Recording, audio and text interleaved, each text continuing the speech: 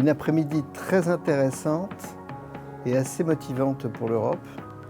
Il fait un temps merveilleux, on pourrait tous faire autre chose de notre journée. Et on se retrouve un samedi après-midi autour du sujet de l'Europe. Donc déjà, la notion de mobilisation m'a interpellé. Des débats de haute volée. Il y avait une très belle introduction. 4 ateliers qui étaient tous de bonne tenue, avec des restitutions fort intéressantes. Donc c'est une belle après-midi sur l'Europe, positive, intéressante et motivante. La géopolitique, c'est vraiment une matière hyper importante dans les études qu'on fait. Et l'Europe, c'est ce qu'on étudie en ce moment, c'est vraiment un enjeu majeur. Et le fait de venir à cette initiative citoyenne, j'ai trouvé ça très enrichissant parce que ça nous a permis de nous confronter à de nouveaux points de vue. C'est vrai que les intervenants, les interventions étaient très riches. Et donc, j'ai vraiment aimé participer à ça. Et je pense que ça nous a donné peut-être une plus grande conscience européenne.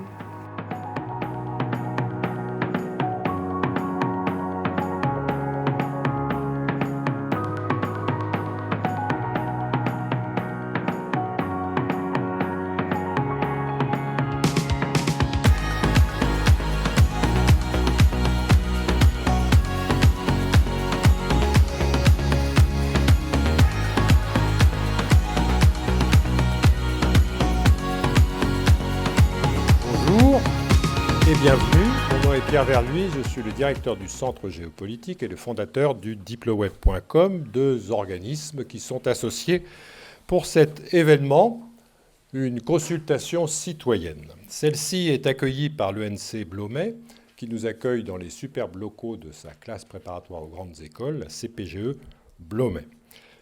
Le titre de cette consultation est « L'Union européenne est-elle condamnée à l'impuissance ?» L'intitulé est un peu audacieux, mais je m'abrite courageusement derrière la définition suivante de la puissance, donnée par le professeur Serge Sur. La puissance est pour Serge Sur une capacité de faire faire, capacité d'empêcher de faire, capacité de refuser de faire. Si l'on tourne cette définition à l'envers pour définir l'impuissance, alors l'impuissance serait une incapacité de faire, une incapacité de faire, une incapacité d'empêcher de faire et une incapacité de refuser de faire. Que nous apprend le revirement américain du 8 mai 2018 au sujet de l'accord avec l'Iran pour son nucléaire? Il nous apprend bien des choses au sujet de la puissance de l'Iran, des États-Unis et de l'Union européenne. L'Iran a été pendant un temps en capacité de faire et de faire, jusqu'à perdre la main. Les États-Unis ont été en capacité de faire et de faire, puis en capacité de refuser de faire et d'empêcher de faire. Et l'Union européenne, qui avait contribué à cet accord, a été en incapacité d'empêcher de faire, c'est-à-dire d'empêcher les États-Unis de sortir de cet accord. C'est le point de vue que j'ai développé dans un article que je vous ai indiqué dans le cadre de la préparation de cette consultation, publié le 31 juillet sur Diploweb.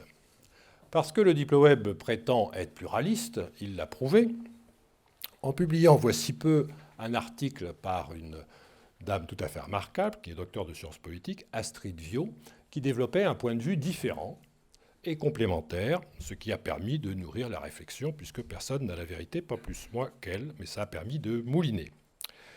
La puissance est un concept complexe, évolutif, relatif. La puissance s'appuie sur un territoire, sur une population qui travaille, qui a des dynamiques démographiques, et enfin sur un désir de puissance.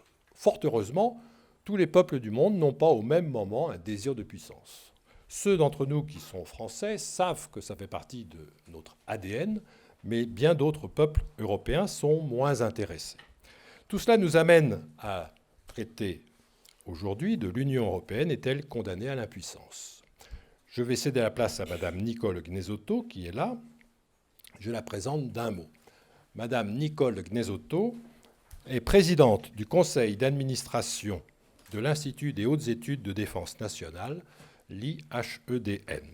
Elle est professeure au Conservatoire national des arts et métiers, le CNAM, où elle est titulaire de la chaire sur l'Union européenne.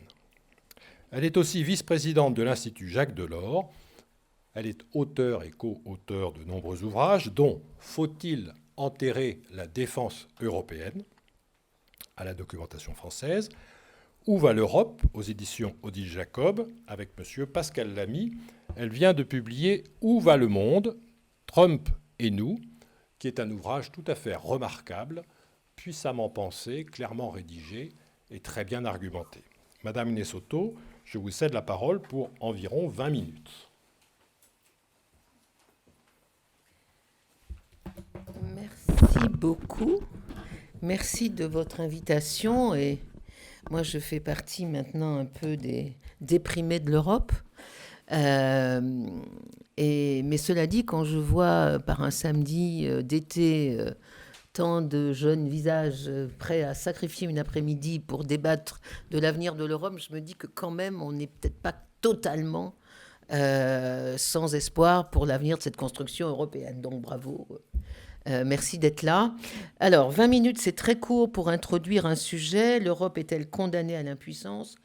Mais je vais quand même essayer en faisant droit, puisque c'est une consultation citoyenne, en faisant droit également aux arguments des adversaires. Moi, je vais répondre non, l'Europe n'est pas condamnée à l'impuissance, mais je vais prendre aussi les arguments de ceux qui sont favorables, ou enfin en tout cas qui sont convaincus de l'impuissance de l'Union européenne, maintenant et à jamais.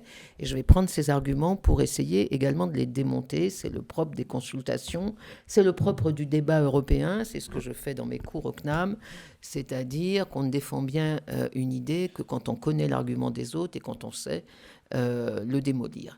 Et donc, le sujet aujourd'hui, c'est une vieille énigme de la construction européenne, puisque depuis toujours, depuis les 1951, l'Europe est une grande puissance économique et, comme on dit dans tous les bouquins, un nain politique. Et cette énigme, elle était vraie pendant la guerre froide et elle est vraie encore aujourd'hui, alors que le monde d'aujourd'hui n'a strictement plus rien à voir avec la guerre froide. Donc, pendant la guerre froide, l'argument était assez massif.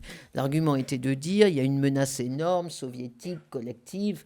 Seuls les Américains ont la puissance nucléaire pour nous protéger, pour nous défendre en cas d'attaque soviétique, et que donc on ne va pas commencer à penser à une autonomie européenne, à une responsabilité de l'Europe dans le monde, parce que ça n'a aucun sens, tellement grande est la menace. Et seule la France, un peu pour nos partenaires dans une espèce de délire d'hubris de la puissance après De Gaulle, continuait à dire pendant toutes les années 60, 70, 80, 90, il faut une défense européenne, mais personne ne nous écoutait. Et pendant toutes ces périodes de guerre froide, c'est-à-dire de menaces énormes, la défense européenne, c'était avant tout un rêve et un échec de la France. Et puis aujourd'hui, le monde a complètement changé. Il n'y a plus d'Union soviétique, on a des menaces diffuses, mais enfin, il n'y a plus aucune armée, aucune division blindée qui menace nos territoires. L'allié américain, quand même, devient un peu incertain, j'y reviendrai. Et malgré tout, l'argument demeure, mais à l'envers. C'est-à-dire, pendant la guerre froide, la menace était tellement énorme qu'on ne pouvait pas penser l'autonomie de l'Europe. Et aujourd'hui, la menace est tellement incertaine, tellement fluctuante, tellement indécise et tellement tous azimuts qu'il ne faut pas prendre de risques, il faut garder les États-Unis et qu'on ne va surtout pas essayer de penser une défense européenne ou une autonomie stratégique européenne dans un monde tellement incertain. Et donc, dans les deux cas, parce que la menace est énorme ou parce que la menace est insaisissable, il faut en rester au statu quo de l'après-guerre. Et donc, il faut refuser ou prendre acte de l'impuissance stratégique des Européens. C'est un peu toujours la même chose, c'est-à-dire plus le monde change, plus c'est la même chose, plus l'Europe apparaît comme condamnée à l'impuissance sur la scène internationale. Alors, donc voilà, deux parties très rapidement. Comprendre pourquoi c'est comme ça, et donc quels sont les arguments et les obstacles réels qui expliquent cette impuissance stratégique des Européens et cette volonté d'impuissance continue des Européens, première partie, et deuxième partie, quels sont au contraire dans l'évolution du monde et dans l'évolution de l'Europe des arguments qui amèneraient à penser que cette situation de statu quo ne peut plus durer et que l'Europe est condamnée à la responsabilité stratégique Ce qui veut dire aussi à la prise de risque, à la dépense, à la prise de responsabilité sur la scène internationale, ce que personnellement je crois, et c'est donc la thèse que je défends. Alors, mais premièrement, d'abord, juste pour des raisons d'objectivité, parce que s'il n'y a pas de débat en Europe, il n'y a pas d'Europe. Ça, c'est vraiment la règle de base. S'il n'y a pas de débat, il n'y a pas d'Europe. Et donc, pour des raisons d'objectivité, quelles sont les raisons et les arguments de l'impuissance stratégique européenne? Alors, je vais aller très vite, mais il y en a 4. Il y a évidemment, premièrement, le poids de l'histoire, parce qu'en Europe, l'idée même de volonté de puissance choque. La volonté de puissance, c'est ce qui a créé en Europe 2 guerres mondiales. Et donc, pour certains pays, dont l'Allemagne, pays le plus important démographiquement en Europe, l'idée même que l'Union européenne pourrait avoir une volonté de puissance, pas forcément militaire, mais une volonté d'influence, y compris militaire, sur la scène internationale, n'est pas encore une pensée normale. Et donc, cette ambition de puissance n'est pas encore considérée comme un but légitime pour l'ensemble de l'Europe, et je crois que les racines historiques sont très importantes. Toujours sur le plan historique, c'est, comme vous le savez, la construction européenne en 1951, le début de la communauté européenne de charbon et d'acier, a été faite justement pour interdire les volontés de puissance, pour sortir de l'Europe de l'histoire. Qu'est-ce qu'on a fait? On a intégré les matières stratégiques de l'époque, le charbon et l'acier de la France et l'Allemagne, c'est-à-dire ceux avec quoi on faisait les guerres. C'était donc de la vraie stratégie. On les a intégrés pour empêcher ces pays de se faire l'Allemagne. Et du coup, ces pays ont délégué, à partir de 1954, toute responsabilité stratégique. Tous les pays de la CEE sont rentrés dans l'OTAN et ont délégué aux États-Unis la responsabilité stratégique et de l'avenir de la sécurité européenne. Et on vit depuis toujours sur ce partage des tâches. La CEE fait la prospérité, l'OTAN fait la sécurité, et l'histoire de la construction, l'ADN de la construction européenne, c'est justement ça, de ne pas s'occuper de puissance et de laisser cela aux États et à l'OTAN. Et donc aujourd'hui, si on remettait en cause ce contrat de base, ça veut dire qu'on remettrait en cause d'une certaine façon l'origine même de l'Union européenne, donc un certain nombre de gens hostiles à la montée en puissance de l'Union européenne utilisent cet argument historique en disant c'est pas consensuel, les Allemands n'en veulent pas, et de toute façon c'est contraire à la philosophie même de départ de l'Union européenne. La deuxième raison, le deuxième obstacle, c'est bien sûr l'OTAN, et ça c'est un obstacle majeur qui existe encore aujourd'hui. Et comme je viens de le dire, les Européens ont délégué aux États-Unis la responsabilité de toute question de sécurité et de défense sur les pays membres européens de l'OTAN, et donc on l'a fait en toute souveraineté. Les Américains ne nous ont pas forcés à le faire. Les États membres ont accepté de le faire. Il faut dire qu'en 1954, ils étaient complètement ruinés, appauvris, sans armée, etc. Mais ça n'est pas simplement au détriment des Européens. Il faut reconnaître que l'OTAN, c'est très confortable pour les Européens. C'est pas cher, parce que les Américains payent quand même 80% des dépenses de l'OTAN, c'est vrai. Quand Trump le dit, c'est vrai. C'est pas cher, c'est rassurant, parce que le leadership américain, c'est parfois embêtant, mais enfin, il vaut mieux avoir un leadership militaire américain qu'un leadership français. La France n'étant pas plus légitime qu'un autre, alors que quand même les États-Unis ont 2 guerres mondiales derrière eux pour asseoir leur légitimité en matière de leadership, alors que la France, c'est quand même plutôt ambigu. Donc c'est très confortable pour les Européens, l'OTAN, et beaucoup d'Européens aujourd'hui, même je dirais même une majorité, considèrent que menace ou pas menace, guerre froide ou pas guerre froide, il faut garder ce qu'on a, ça fonctionne, c'est pas cher, c'est un principe d'économie au sens à la fois financier et presque psychologique du terme, et c'est beaucoup plus sûr de garder l'OTAN que de construire une hypothétique défense européenne qui serait en plus dirigée par des Français dont on sait qu'ils servent d'abord l'ambition nationale de la France. Donc ça, c'est un argument sérieux qu'on entend souvent et qu'il faut prendre au sérieux, parce que c'est vrai que l'OTAN est une machine qui fonctionne, que ça a bien fonctionné et que ça pourrait encore fonctionner à l'avenir. Troisième raison qui servent d'obstacle à la défense européenne, enfin à la montée de l'Europe-puissance, c'est bien sûr les souverainetés nationales, et ça aussi c'est un argument qu'il faut prendre en compte. L'Europe de la défense, si elle se fait, ça ne va pas se faire comme la politique agricole commune ou comme l'euro.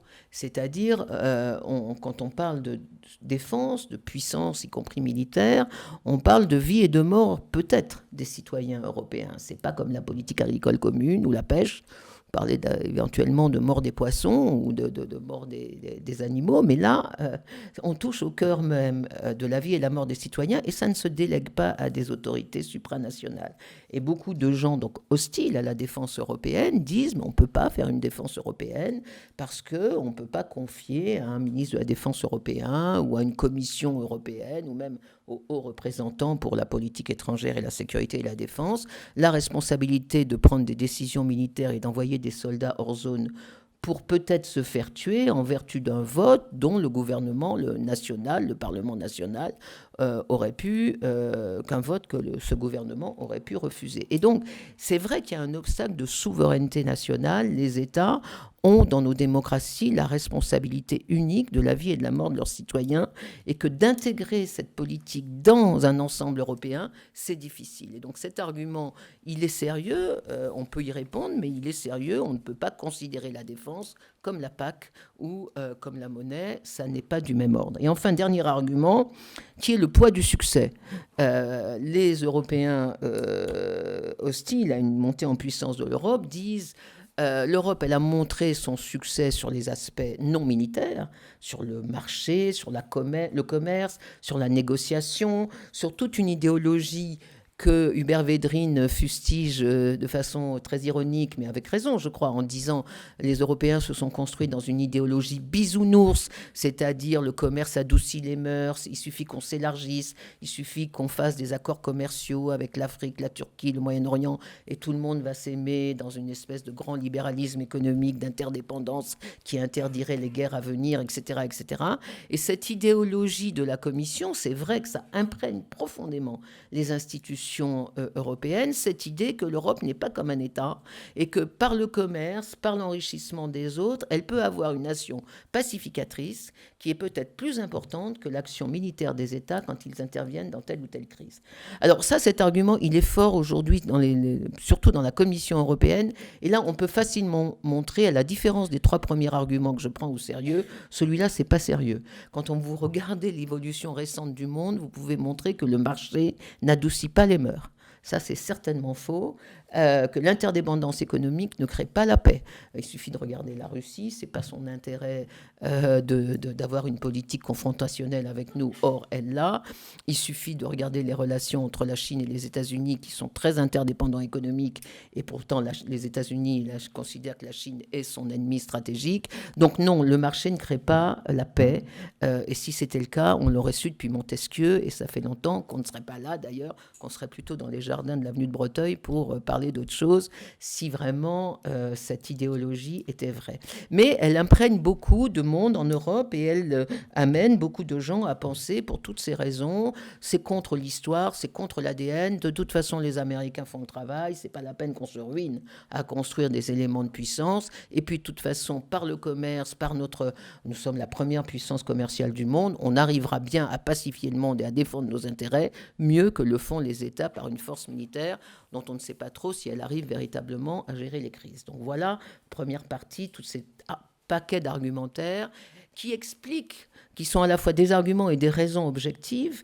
qui expliquent pourquoi l'Europe, quelles que soient les évolutions du monde, en est toujours à balbutier et à ne pas prendre au sérieux la question, 1, de sa souveraineté dans le monde, 2, de la défense de ses intérêts propres dans le monde, et même avant la défense de ses intérêts, la définition de ses intérêts dans le monde, et donc 3, la question des moyens qu'elle pourrait mettre en commun pour défendre des intérêts préalablement définis. Mais donc, deuxième partie maintenant, et je vais très très vite parce que M. Verluys m'a donné très peu de temps. Deuxième partie maintenant, ayant dit cela, ayant fait droit donc aux adversaires de la volonté de puissance, si je puis dire, des Européens, je vais essayer de montrer quels sont à l'inverse les arguments et les réalités qui font que cette impuissance stratégique de l'Europe, qui est un héritage historique, qui font que cette impuissance stratégique de l'Europe n'est plus possible, et que donc on est condamné, qu'on le veuille ou non, qu'on est condamné à une montée en prise de responsabilité sur la scène internationale. Alors, quels sont là aussi rapidement, dans les 10 minutes qui me restent, n'est-ce pas, les arguments. Premier argument, c'est le changement du monde. Alors, je ne vais pas vous décrire, mais je pense que vous êtes quand même conscient que nous sommes dans dans une révolution mondiale, et une révolution vraiment au sens strict, c'est-à-dire aucune de nos certitudes, aucun de nos cadres de référence, aucune de nos institutions, tout ce qu'on a construit dans le monde de l'économie libérale démocratique de l'après-guerre, de l'après-seconde guerre mondiale, c'est-à-dire entre 1945 et aujourd'hui, tout ceci est complètement remis en cause et on ne sait pas du tout vers quel système on va. Mais donc ce monde va très très vite. Je donne quelques exemples. 2011, les printemps arabes. 2012, j'ai rien trouvé, mais 2013, la guerre en Syrie, 2014, l'annexion de l'Ukraine, 2015, 1 million de réfugiés et les grands attentats terroristes en France et en Europe, 2016, le Brexit, 2016, l'élection de Donald Trump, 2017, la dictature en Turquie, l'élection d'Emmanuel Macron, qui a un impact sur la construction européenne, et 2018, aujourd'hui, pour l'instant, une réconciliation entre Trump et la Corée du Nord, qui est quand même, là aussi, un bouleversement complet de la carte stratégique. Donc, tous les 6 mois, pratiquement, vous avez un changement du monde et qui donne à peu près le tournis. Et donc, si le monde va si vite, comment faire pour être encore présent dans les négociations qui vont gérer cette évolution du monde? Et là, je crois qu'il n'y a pas d'autre solution. Le premier argument, c'est de dire il faut que l'Europe soit là. Je donne 2 exemples, qui est la gouvernance d'Internet et la gouvernance d'intelligence artificielle. Vous me direz, ce n'est pas des questions de sécurité politique, mais c'est vraiment des questions d'influence sur l'avenir du monde. Si les Européens ne sont pas là avec les Russes et les Chinois, avec les Américains et les Chinois, pour écrire la gouvernance d'Internet dans les décennies qui viennent, eh bien, ils l'écriront pour nous et on sera obligé d'appliquer des normes qui auront été écrites par les Américains et par les GAFAs américains et les GAFAs chinois. De même, sur l'intelligence artificielle, si on n'est pas là, ces progrès se feront sur le dos des Européens, des consommateurs, des travailleurs européens. On voit très bien que l'évolution du monde est tellement rapide qu'il faut absolument une espèce de sursaut européen pour être présent à la table des négociations, parce que les nations, c'est tout petit. Et je prends un seul exemple, la France, qui est une grande puissance européenne et mondiale. La France, ça n'est jamais que 1% du territoire mondial, 1% de la population mondiale, 1% de la population mondiale et 4% du PIB mondial. Donc tout seul, on ne peut pas faire grand-chose. La Chine, c'est 20% de la population mondiale et 20% du commerce mondial. Donc on est 1, ils sont 20, on est 4, ils sont 20. Et donc l'Europe, ce n'est pas simplement vrai pour la France, mais le cadre européen, c'est la condition d'efficacité des nations européennes. Si on se met ensemble, on a une chance d'y être à l'avenir. Si on y va tout seul, on n'y sera jamais. Ne serait-ce que ça, c'est un argument majeur pour que les Européens décident d'agir ensemble sur la scène internationale. Michel Barnier, quand il était commissaire aux affaires financières, avait un tableau où il montrait les grandes puissances économiques et financières du monde en 2000, en 2020, en 2050. Et en 2050, il n'y a pas une puissance européenne. Même pas l'Allemagne, elle n'y est plus. Et donc voilà, c'est juste une question de est-ce qu'on veut vivre ou pas. Mais après tout, il y a énormément de civilisations qui se sont laissées mourir. Moi, je considère que la civilisation européenne, le modèle européen, mérite d'être débattu à l'avenir. Et ça, c'est un argument majeur. Deuxième argument plus restreint, mais quand même important, qui milite pour cette montée en responsabilité de l'Europe sur la scène internationale, c'est Trump.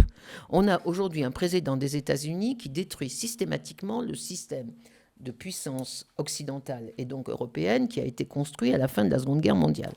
Et donc c'est un président qui, pour moi, est totalement incompréhensible, mais qui est bien en ligne avec la transition que nous vivons, qui détruit petit à petit les instances multilatérales et la philosophie même du multilatéralisme. Donc je n'ai pas le temps d'entrer dans le détail, mais il est très réservé sur l'OTAN, il est très réservé sur l'OMC, il s'est moqué du G8, il est sorti de l'UNESCO, il est sorti du Commission des droits de l'homme des Nations Unies. L'ambassadeur américain à l'ONU vient de démissionner, je ne sais pas s'ils vont en nommer un autre. Il refuse de nommer les juges à l'OMC. Enfin, il y a toute une attaque en règle contre le système multilatéral qui a fait la puissance des États-Unis et la même attaque, la même incertitude vis-à-vis de l'OTAN. Et donc, si on commence à avoir un allié américain qui est de moins en moins fiable et de moins en moins sûr, peut-être qu'il faudrait avoir une espèce de contre-assurance européenne. Et c'est toute l'idée aujourd'hui d'Emmanuel Macron, un des grands arguments d'Emmanuel Macron sur les questions plus précisément de sécurité et de défense. On a un allié américain qui reste évidemment un allié, mais c'est un allié assez insaisissable et pas forcément toujours très fiable. Et donc, restons dans l'alliance, bien sûr, mais essayons quand même d'avoir une contre-assurance européenne, des instruments de souveraineté européenne. C'est Madame Merkel avait repris, j'ai pas retrouvé sa citation exacte, mais j'ai retrouvé la citation de Voltaire dont elle s'inspirait. Mon Dieu, protégez-moi de mes ennemis, je m'en charge. Et c'est un peu ça aujourd'hui, l'allié américain aujourd'hui. C'est un ami inquiétant. C'est quand même l'ami inquiétant. Et donc, cette OTAN sur lequel on n'est pas sûr de pouvoir compter, et surtout une politique américaine qui parfois prend le contre-coup des intérêts européens, et M. Verluise en a parlé en son introduction, sur l'affaire de la prolifération nucléaire iranienne. Les Américains ont dénoncé un traité qu'on avait mis 7 ans à négocier au niveau du Conseil de sécurité des Nations Unies, et signé par la France, la Russie, l'Allemagne, la France, la Russie, les États-Unis, la Chine, la Grande-Bretagne, donc les 5 permanents du Conseil de sécurité, plus l'Allemagne. Et donc c'est la première fois qu'on avait un traité à 5 depuis des décennies. Il est revenu dessus sans aucune preuve, en disant tout simplement, alors que les inspecteurs de l'AIEA ont confirmé tous les 3 mois que l'Iran respectait les obligations du traité. Donald Trump a dit au Congrès, moi non, j'ai pas les preuves, ça me suffit pas, moi je vous dis qu'ils respectent pas, et donc ils sont sortis de l'accord, ce qui est totalement contraire aux intérêts européens. C'est même une guerre commerciale à l'Europe, puisque maintenant nos entreprises n'osent plus aller en Iran, puisqu'elles risquent des sanctions, des milliards de dollars de sanctions de la part de la justice américaine. Donc ça, c'est un argument massif. Est-ce qu'on continue de faire confiance à des États-Unis qui jouent contre nous, qui accusent par exemple Mme Merkel de déloyauté totale vis-à-vis des États-Unis parce qu'elle vend ses Mercedes aux États-Unis et que les États-Unis n'arrivent pas à vendre des Lincoln en Allemagne. C'est une question majeure. Troisième argument, je vais très vite, pour justifier la montée en puissance de l'Union européenne, à part le changement du monde et à part les incertitudes de l'ami américain, c'est le poids de l'Europe dans le monde. Aujourd'hui, nous sommes la première puissance du monde. Alors ça ne se sait pas parce que dans les institutions internationales, le FMI, l'OCDE, etc., comptabilisent les États. Mais si vous faites l'Union européenne, nous sommes, et de loin, la première puissance du monde, première en termes de production du PIB, 20% du PIB, première puissance commerciale du monde, 19% du commerce mondial, deuxième monnaie de réserve dans le monde, 25% des réserves de change se font en euros, ce qui veut dire que l'euro n'est pas une monnaie en crise, c'est des pays de la zone euro qui gèrent mal leur économie, mais l'euro est une monnaie forte qui attire les investisseurs. D'ailleurs, l'Union européenne est le premier espace pour attirer les investissements directs étrangers dans le monde. 40% des investissements directs étrangers dans le monde se font sur le territoire des pays membres de l'Union européenne. Nous sommes la première puissance pour l'aide humanitaire dans le monde. Nous donnons pratiquement 60% de l'aide humanitaire et de l'aide au développement dans le monde, etc., etc., etc. Nous sommes les premiers avec la Banque mondiale que l'ONU sollicite pour la reconstruction des pays en sortie de crise. 8 milliards pour l'Afghanistan, je ne sais plus combien, 3 milliards pour l'autorité palestinienne, etc., etc. Donc nous sommes une immense puissance économique, commerciale, financière. Ce qui nous manque, c'est la dimension militaire et surtout la volonté politique de transformer cette puissance en action sur la scène internationale. Mais le poids, il est là, la puissance, elle est là. Et donc, c'est une matière de volonté. Et dernier argument en faveur, c'est évidemment le Brexit. Alors, le Brexit a créé beaucoup de problèmes et va créer beaucoup de problèmes. Moi, je ne fais pas partie de ceux qui pleurent sur le Brexit. Je considère que tous les peuples sont grands et sont souverains. Et donc, voilà, tu l'as voulu, Georges Dandin. Voilà, c'est comme ça, tu l'as voulu, tu l'as eu, tu gères. Mais le Brexit, en tout cas, sera un ennui pour l'Union européenne. C'est une tragédie pour les Anglais, c'est une catastrophe sans fin pour la Grande-Bretagne. Pour nous, c'est un problème à gérer, mais nous avons 1000 autres choses à faire dans la vie que de gérer les conséquences du Brexit, alors que les Anglais ne font faire que ça pendant les 50 ans qui viennent. Michel Barnier disait par exemple qu'il y a 750 accords qui ont été signés dans le cadre de l'Union européenne et que les Anglais vont devoir négocier un à un, puisqu'ils ne pourront plus faire droit de la signature de l'Union européenne. Donc ils vont passer toute leur intelligence, toute leur énergie pendant des décennies à gérer ça, alors que nous, j'espère, on fera autre chose, en particulier construire une Europe puissance. Mais en tout cas, pour ce qui concerne les questions de sécurité et de défense, le Brexit est quand même une bonne nouvelle, puisque les Anglais, depuis 1998, disons depuis 2003, depuis la guerre en Irak, mettaient un veto systématique à tout approfondissement de l'Europe en matière de sécurité et défense. Maintenant qu'ils sont partis, eh bien, le veto est parti. Et donc, d'une certaine façon, ça facilite les choses. On ne pourra plus se cacher derrière les Anglais en disant « Ah ben, on ne peut rien faire en matière de responsabilité stratégique puisque les Anglais sont contre ». Maintenant, ils ne sont plus là. Il faudra quand même prendre notre propre responsabilité. Et une des premières leçons à tirer, c'est de s'apercevoir que les 60 ans d'impuissance que nous avons aujourd'hui, que nous avons accumulés, et c'est mon avant-dernier point, 60 ans d'impuissance nous desserrent. Quand on prend le terrorisme et les réfugiés, qui ne sont pas à mettre sur le même ordre, mais je le fais vite, qu'est-ce que c'est que le terrorisme et les vagues de réfugiés aujourd'hui en Europe, sinon la conséquence à l'intérieur de l'Europe de conflits extérieurs à l'Europe et sur lesquels on n'a jamais voulu intervenir. On a laissé quelques États membres le faire, mais où l'Union européenne en tant que telle n'a jamais voulu intervenir, n'a jamais voulu avoir une idée de début de solution. Et donc, on se trouve aujourd'hui en première ligne de conflits qu'on n'a pas voulu et en première ligne de politiques américaines qui ont été catastrophiques sur le Moyen-Orient. Et donc, pourquoi les Européens devraient-ils aujourd'hui supporter les conséquences de politiques qu'ils n'ont pas menées ? Il faut quand même, me semble-t-il, plutôt décider à partir de maintenant de mener cette politique stratégique, de responsabilité stratégique et d'essayer de voir si on peut avoir une idée pour la solution de ces conflits du Moyen-Orient. Conclusion, donc, moi, je reste malgré tout optimiste parce que quand je vois l'évolution du monde, la rapidité des évolutions, la petitesse du cadre national pour nous permettre d'exister encore dans l'avenir et en particulier dans les grands enjeux de la mondialisation, et il y en a vraiment deux qui sont la gouvernance d'Internet et la gouvernance de l'intelligence artificielle. Quand on voit, c'est pas l'incertitude américaine, c'est plutôt la désinvolture américaine ou presque la culture, l'égoïsme stratégique des Américains.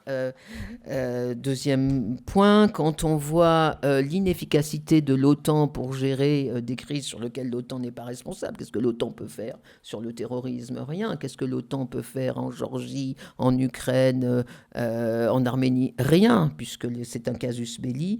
Quand on voit le poids de l'Europe sur la scène internationale, quand on voit l'espèce de respiration que l'on a à cause du Brexit, puisqu'on n'a plus ce veto anglais maintenant qui nous empêcherait de monter en puissance, et quand on voit que la France est de retour dans son grand rôle de leader de la politique de puissance en Europe, on se dit que peut-être le moment est venu d'un grand bond en avant pour la montée en puissance de l'Europe. Et avec simplement, je termine par là quand même, une condition. Moi, je suis, vous avez dû comprendre, favorable à la montée en puissance de l'Europe, favorable à la défense européenne, tout ce qu'on veut, mais avec une condition, c'est de savoir ce qu'on défend. Et là, je vais être très brutal, hein, mais bon. C'est le jeu des consultations citoyennes. Si l'objectif, c'est de créer une défense européenne avec 27 États dont la moitié sont gouvernés par des régimes autoritaires, populistes, voire d'extrême droite, moi, je ne vois pas l'intérêt. Moi, je ne vois pas l'intérêt. Autrement dit, soit on défend un système démocratique avec des valeurs et un état de droit et on le fait ensemble, soit, eh bien, c'est peut-être pas la peine de défendre, de monter une puissance militaire avec des régimes d'extrême droite. Voilà, les choses sont dites brutalement et donc on verra ce que donne l'évolution politique de l'Europe. Mais je crois que l'objectif premier de la défense européenne, si on le fait, c'est de défendre la démocratie en Europe et non pas de faire le jeu de la montée des régimes populistes autoritaires qui ont le vent en poupe aujourd'hui.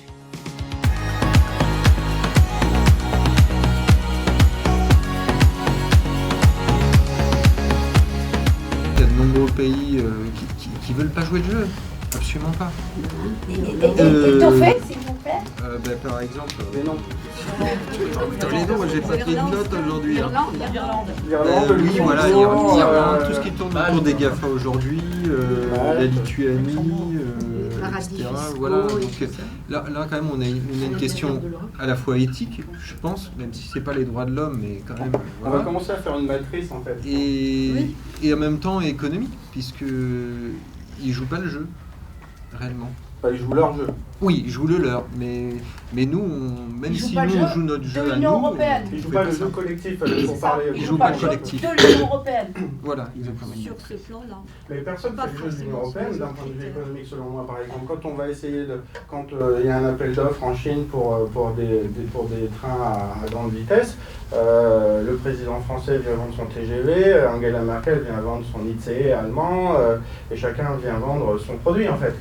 Donc c'est là tout le problème de est-ce qu'on veut être vu à l'extérieur comme un pays, chacun comme un pays unitaire, ou est-ce qu'on veut être vu comme une entité en tant que telle. Mais si on veut être vu en tant qu'entité, en tant que telle, il faut avoir une réponse commune pour une problématique extérieure.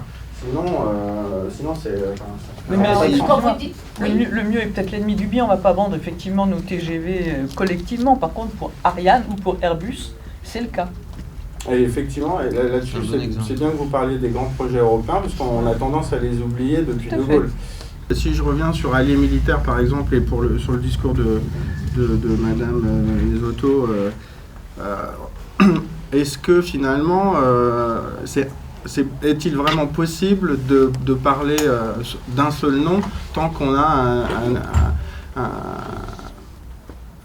a une dépendance forte avec les États-Unis, dans le sens du militaire, dans le sens de l'OTAN, et après ça peut se découler sur les volets économiques et autres. Les difficultés au niveau interne et au niveau externe à l'UE. Au niveau interne, je pense qu'il faut aller plus loin, on peut plus se contenter de la logique intergouvernementale, c'est ce qui se passe aujourd'hui. Il faut aller dans une logique d'une Europe de plus en plus intégrée, donc de plus en plus fédérale. Il va falloir aller en ce sens-là. Si l'Europe veut survivre, elle sera obligée d'aller vers une Europe fédérale. Et à ce moment-là, on pourra faire une harmonisation fiscale, on pourra dépasser les logiques de souveraineté interne à chaque pays, on pourra avancer. On aura les instruments, les dispositifs pour avancer. Mais tant qu'on sera à un niveau intergouvernemental, on ne pourra pas régler les problèmes parce que les pays de l'Europe de l'Est jouent leur partition. Généralement, ils ont une politique pro-américaine, donc ils vont à l'encontre de l'UE, des intérêts de l'Europe. Et pour régler les problèmes extérieurs à l'Europe, pour régler les problèmes stratégiques, militaires, tactiques par rapport au Moyen-Orient, par rapport au terrorisme, tout ça, il faut aller dans le sens d'une Europe de la défense. Donc il faut de plus en plus poser le sujet et il faut aller en ce sens-là. En fait, la réponse, c'est plus d'Europe, c'est tout. Il faut aller vers une Europe de plus en plus fédérale.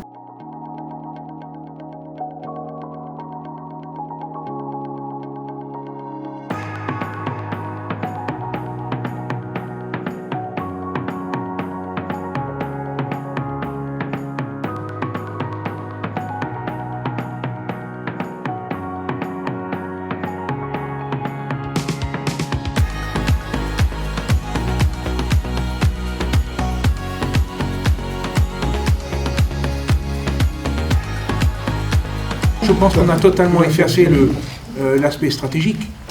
Il y a eu Airbus, c'est quand même un succès de l'Europe. Non, l'aspect stratégique, la place de l'Europe dans le monde. On voit bien qu'aujourd'hui, alors on dit Trump est, tout à l'heure je ne suis pas tout à fait d'accord, Trump est imprévisible, mais pas du tout. Trump il dit exactement ce qu'il fait, il le dit et il le fait. Et il n'est pas contre l'OTAN, il veut faire payer l'Europe pour l'OTAN et garder l'OTAN pour avoir la mainmise sur l'Europe. Et il la tient bien. Et aujourd'hui, il installe la ceinture antimissile dont les Européens ne voulaient pas. Il l'installe en France, en Europe. Il remet des troupes en Allemagne. En Allemagne aujourd'hui, reconstruisent les casernements pour y mettre des Allemands, des Américains. Ils veulent s'installer en Pologne.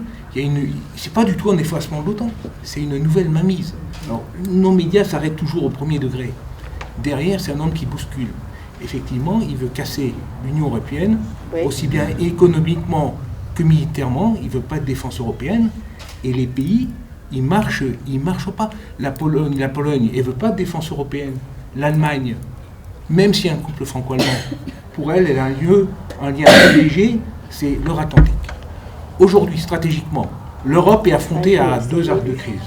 Un, à l'Est, avec l'Ukraine et la Russie, et un au Sud. Le sentiment que j'ai par rapport aux États-Unis et l'Europe, ce qui m'embête énormément, c'est que les États-Unis asphyxient l'Europe, laissent l'Europe s'asphyxier par toutes les séries de crises qu'on a eues depuis quelques années, notamment l'immigration. Ils ne sont jamais venus nous aider à ce moment-là, pour se focaliser sur l'Asie, qui va être le pôle économique dans quelques années. Ça fait long. C'est mon avis.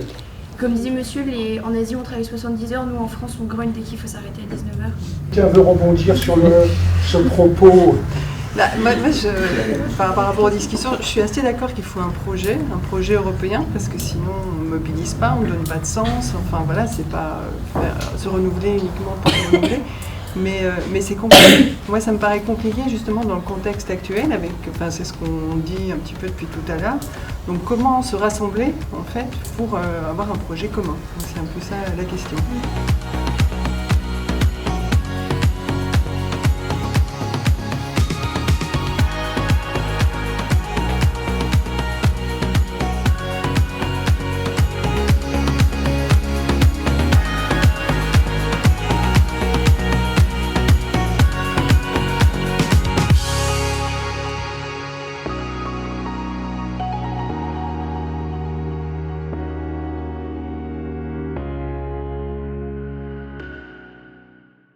Le sujet de l'atelier, c'était la puissance ou impuissance de l'Union européenne, réussite et échec. Donc pour introduire le sujet, c'est vrai que quand on pense à l'Union européenne, on parle d'abord des faiblesses. On pense d'ailleurs principalement aux faiblesses, même s'il y a des réussites tout de même. Et le fait de parler notamment, pour commencer, des faiblesses, c'est bien qu'il y a un souci de communication et c'est un point qu'on a pas mal développé pour parler du coup de ces échecs. Donc on va essayer quand même d'introduire avec les forces pour montrer, pour rester en force, parce que bon, l'Union européenne c'est quand même avant tout la paix. Aujourd'hui on en a tous conscience. Ça peut être un sujet divergent entre les États, mais en tout cas c'est bien récent, c'est bien présent. Il y a un métissage multiculturel entre les différents États. La démocratie est aussi inhérente à la plupart des États, du coup il faut commencer à mettre des guillemets aujourd'hui, c'est au niveau des valeurs et c'est quelque chose qui est peut-être à redéfinir, ce que sont les valeurs de l'Union européenne. L'éducation à l'échelle de l'Europe. Aujourd'hui, en tant qu'étudiant, je peux partir dans tous les pays de l'Union européenne avec le programme Erasmus et même plus loin. Enfin, ça, c'est une chance qui nous est donnée et c'est vrai que c'est une vraie réussite. L'existence d'une population, on peut dire, commune, avec notamment un passeport commun. C'est vrai que si on est à l'autre bout du monde dans un autre pays et qu'on est à côté de quelqu'un qui a le même passeport que nous, tout de suite on sent un certain rapprochement. Voilà pour ce qui est en gros de ce qui a été dit des forces de l'Union européenne, des réussites. Mais l'Union européenne c'est aussi des faiblesses. Alors c'est vrai que la gouvernance et les méthodes de l'Union européenne aujourd'hui, notamment par le fait qu'elles ne sont pas forcément comprises par la population qui compose cette union, c'est une vraie faiblesse. La paix aussi qui a été dite comme étant une force est une réussite, mais elle est vue comme acquise par la plupart des jeunes, en tout cas moins de 30 ans, on n'a pas conscience qu'on est en paix, on n'a pas vu le processus de paix qui s'est fait et du coup on est né dedans sans avoir de réel avis dessus. Donc l'Union n'est pas non plus totalement unifiée, il y a des différences entre le Nord et le Sud, économiques, sociales, idéologiques. Et la véritable faiblesse, du coup, comme dit dans l'intro, la petite intro, c'était la communication. L'UE, ce n'est pas seulement ce qui va se dire tous les jours sur Orban ou sur les réfugiés. C'est bien plus large que ça et on ne s'est pas forcément mis au grand jour, en tout cas au niveau des médias. Les travaux que nous avons menés ensemble sont à la fois très riches et très frustrants puisque nous avons passé en revue un certain nombre de questions sur les différents rivaux, les différents partenaires, les différents amis, les différents ennemis de l'Union européenne, et nous sommes donnés comme point de départ l'idée selon laquelle définir alliés et ennemis était une question essentielle pour l'Union européenne, dans la mesure où c'est là que se jouait la définition d'une stratégie européenne, d'une posture stratégique européenne et de l'unité européenne. En guise de contribution à ces conclusions, nous avons isolé 3 grands principes ou 3 grands axes de travail pour l'Union européenne. 3A, si vous voulez. Sortir de l'ambiguïté, assumer les antagonismes et renoncer à l'angélisme. Sortir de l'ambiguïté. Les termes et les concepts d'alliés, d'ennemis et tous les concepts intermédiaires de rivaux, de partenaires, d'adversaires ou d'antagoniques varient dans le temps. Certains des pays avec lesquels nous sommes en alliance deviennent avec le temps des rivaux, voire des adversaires. Il a été beaucoup question de la relation transatlantique, vous vous en doutez, dans notre groupe. Et le terme lui-même d'allié est un terme qui est polysémique dans la mesure où, sur le plan économique, sur le plan politique, sur le plan juridique, éthique ou encore médiatique, certains amis peuvent se révéler des ennemis et certains ennemis peuvent avoir des rôles de partenaires. Donc il convient pour l'Union européenne en général et pour la France en particulier, de sortir de l'ambiguïté et de préciser ce qui, selon la conjoncture et selon les intérêts de l'Union européenne, constitue un allié, constitue un ennemi.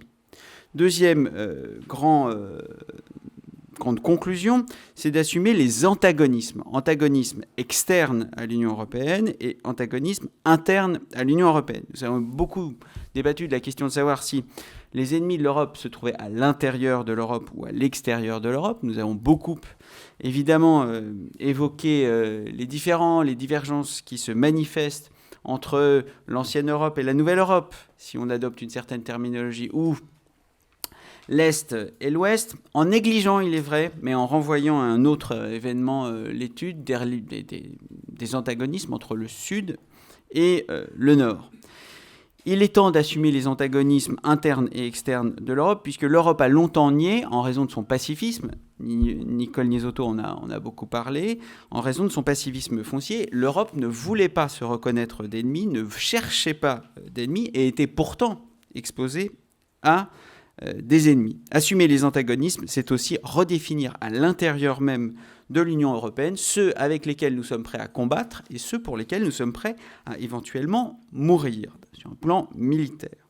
Enfin, dernier point, renoncer à l'angélisme ou à l'irénisme, ou, puisque c'est l'expression qui a été reprise à plusieurs reprises, la géopolitique des bisounours. Il s'agit évidemment de renoncer à l'angélisme et d'intégrer progressivement dans la définition de la posture stratégique européenne l'usage de la force, l'usage de la menace, et d'admettre que l'Union européenne n'existera pas si elle refuse, si elle continue à refuser l'existence d'ennemis. Naïveté également à laquelle il faut renoncer sur nous-mêmes. Non, l'Europe n'a pas encore d'unité, n'a pas encore de doctrine unifiée sur ce qui est son ennemi, ce qui est sa menace et ce qui est son alliance. Et enfin, naïveté sur nous-mêmes, la France au sein de l'Union européenne. Il s'agit de renoncer à donner des leçons à travers l'Union européenne et à penser que les intérêts, la posture stratégique française sont les seuls possibles pour la définition d'une stratégie de l'Union européenne. Donc, à la fois, je l'ai dit, riche, extrêmement riche d'ailleurs, riche de nos diversités, de nos points de vue, de nos expériences respectives qui se sont abondamment exprimées, mais travaux frustrants aussi, dans la mesure où nous nous sommes rendus compte assez rapidement que pour balayer de façon satisfaisante cette question, il aurait fallu examiner bien d'autres pays et bien d'autres relations bilatérales UE extérieures de l'Union européenne, renvoyant à futurs travaux, mais on compte sur Pierre pour les organiser, les relations notamment entre l'Union européenne et la Turquie et entre l'Union européenne et le Maghreb et l'Afrique du Nord. Je vous remercie pour votre attention. Je suis la rapporteure du groupe Le Brexit So What? Quel impact sur la puissance de l'UE et quelle opportunité pour demain? Ce fut, tout comme nos camarades du précédent groupe, des échanges très riches et divers, avec un groupe avec des tendances plus ou moins hétérogènes.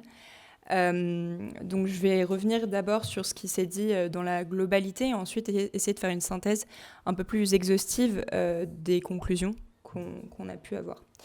En fait, ce qui a été abordé, c'était que le Brexit en soi est ce qui pouvait donner redonner un élan à l'Europe et à la construction ou la déconstruction européenne, si on peut l'appeler ainsi, face à certains populismes, face à un certain sentiment de vouloir être libre dans sa nation souveraine. Les forces aussi de l'Europe ont été abordées sur le plan économique, notamment sur le plan industriel, et certaines forces ont tout à fait été reconnues. La question démocratique également a été abordée, à savoir sur l'identité européenne, à quel point on se sent européen en tant que Français ou en tant qu'Européen. Et pour finir, sur les relations aussi qui ont pu être entretenues avec du coup, le Royaume-Uni et quels en sont le devenir par la suite. Et je vais vous présenter donc ce 4e atelier qui s'intitulait « Risques et opportunités, le monde change. Comment l'UE peut-elle éviter demain l'effacement démographique, économique et stratégique ?» Nous avons débattu sur des cadres futurs, en particulier dans ce que l'on appelait l'intelligence économique et stratégique, notamment au niveau de l'intelligence artificielle, du savoir, de la culture, etc. Nous avons été plus ou moins d'accord sur le fait que l'accent doit être mis sur l'éducation et sur des projets communs qui doivent être menés en Europe, comme le fut Airbus et comme l'a été plus récemment le RGPD, le règlement sur la protection des données. Concernant l'aspect purement stratégique, nous avons voulu mettre en exergue le fait que l'Europe est un carrefour entre l'Asie, l'Afrique, l'Amérique, et elle ne doit pas se reposer sur l'imprévisibilité des Américains et sur l'OTAN, qui est une force, mais qui est aussi une faiblesse et dont on ne sait jamais si, à ce moment donné, elle sera une force ou une faiblesse à ce jour. Enfin, concernant les opportunités, nous avons vu une bonne opportunité qui est le retrait anglais. Oui, le retrait anglais est une opportunité. Laissons-les faire et concentrons-nous sur nous-mêmes. Enfin, je voudrais conclure avec une phrase pleine d'optimisme. L'Europe peut le faire avec volonté et comme l'a dit l'un de nos intervenants, peut-être vers le fédéralisme et une idée peut-être d'un fédéralisme à l'américaine avec une constitution, des projets communs, etc. Voilà, merci. Très rapidement, donc, peut-être pour vous dire comment les choses vont se passer maintenant, les consultations citoyennes, vous le savez, doivent absolument, pour être labellisées, être restituées. Parce qu'au-delà de tout le plaisir intellectuel qu'on peut prendre à débattre ensemble un samedi après-midi, il faut garder des traces. Parce que sans ces traces, on ne pourra pas capitaliser sur l'ensemble de cette mobilisation citoyenne. Donc les organisateurs de cet après-midi de réflexion vont réaliser un document de synthèse qui sera mis sur le site Quelle est votre Europe ? Toutes les consultations citoyennes, toutes les restitutions des consultations citoyennes sont publiques. Vous pouvez aller sur le site et sur tous les sujets qui vous intéressent, regarder ce qui a été dit par d'autres citoyens sur n'importe quel sujet de votre choix. Cette restitution, elle va être bien sûr analysée. Ce n'est pas le secrétariat général des consultations citoyennes qui procède à cette analyse et d'ailleurs ce ne seront pas particulièrement des spécialistes des questions européennes. En fait, cette tâche, elle a été confiée au Conseil national du débat public et à des experts du CNRS et de plusieurs laboratoires de recherche en sciences sociales de l'université Paris 1 et Paris Descartes notamment, qui ont modélisé des modèles d'analyse extrêmement sophistiqués qui s'appuient beaucoup plus sur la science du langage, la science argumentative que sur les questions de droit de l'Union européenne. Et ce document, une fois consolidé, eh bien, il sera à nouveau public et à nouveau soumis à l'approbation de tous les citoyens qui souhaiteront s'exprimer dessus. Il y a une clause de rendez-vous pour les organisateurs, c'est le 30 octobre prochain. Au Conseil économique, social et environnemental à Paris, toutes les personnes qui ont organisé des consultations citoyennes, donc bien sûr, M. Verlus, vous êtes le bienvenu, se réuniront avec la ministre des Affaires européennes et je pense également le Premier ministre, et ça donnera lieu à une grande restitution nationale, non pas simplement sur le fond des questions européennes, mais sur comment faudrait-il désormais penser un débat au long cours sur les questions européennes, justement pour résorber ce que beaucoup d'entre vous ont dit au cours de cet après-midi, à savoir un déficit de communication et d'information qui de fait rend impossible l'adhésion à un projet collectif. Donc ça, ce sera l'ordre du jour de notre grande réunion nationale du 30 octobre prochain à Paris. J'ai pris beaucoup de plaisir à participer à cet après-midi, à écouter vos débats. Je pense que je ne prends pas un trop grand pari en vous disant que l'essentiel des propos que vous avez restitués dans le cadre des rapports des ateliers se retrouveront dans le document national et certainement aussi dans le document européen. Maintenant, la balle est dans le camp des chefs d'État et de gouvernement. Merci beaucoup pour votre patience cet après-midi et pour votre attention. Merci. Le débat que nous avons eu a été particulièrement intéressant parce qu'il a permis une parole libre sur des thématiques fortes. Et je crois que ce qui est apparu, effectivement, c'est que dans le monde très compliqué dans lequel nous vivons aujourd'hui, il est important, si l'on veut que l'Europe se développe, prospère et s'unifie et se solidarise, il faut effectivement qu'on ne le fera pas contre les populations, mais avec les populations. On s'est rendu compte qu'il y avait un très gros déficit de communication, qu'en fait, la plupart du temps, lorsqu'on communique sur l'Europe, c'est pour communiquer à revers de ce qu'il faudrait, c'est-à-dire plus par les échecs, plus par les contraintes que par les réussites. Voilà, donc je suis très heureux d'avoir participé à cette consultation en apportant ma modeste contribution, laquelle a été relayée par des intervenants extrêmement dynamiques et enthousiastes sur le projet, ce qui est super, en espérant que cela puisse faire avancer le merveilleux problème qu'est le projet européen.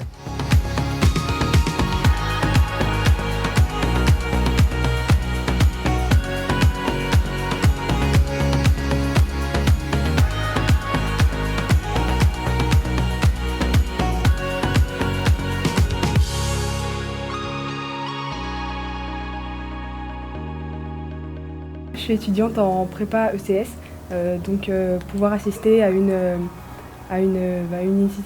initiative citoyenne comme ça, c'était extrêmement enrichissant, pouvoir voir d'autres choses que ce qu'on apprend en cours, un autre point de vue que celui de notre professeur, avec des gens qui étaient globalement très cultivés, qui avaient des avis qui étaient différents, mais donc c'était très intéressant de les voir, pouvoir participer au débat.